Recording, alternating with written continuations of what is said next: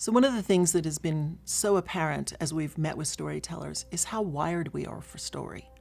When you think about the way we learned as young children, it was from stories. And the way we learned about our heritage is from grandparents and other teachers in the community that would tell stories. And as you think about that, story then becomes such a critical aspect of our development process as a child, as well as our own legacy when we repeat and tell stories.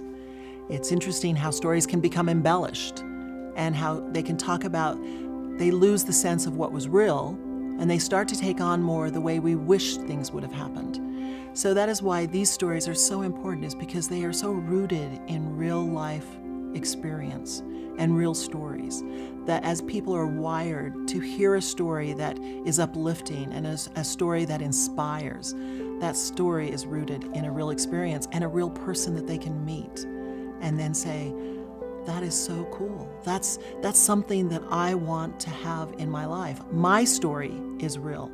My story can be that way. And at a very young age, start to realize the power of their own story. I think also, just to add something to that, honey, the way things were before writing was oral. Everything, all the histories were oral. Tribes would come together and sit, and they would tell stories.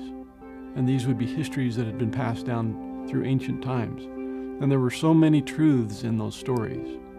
And those kinds of things have been lost. Those kinds of things are going away. And if we allow it to happen, the telling of those important stories will disappear. The only way that we, as humanity, can continue to understand who we truly are is going back to the understanding of those stories.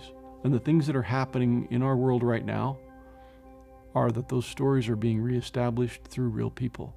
And those are the stories we're going to tell.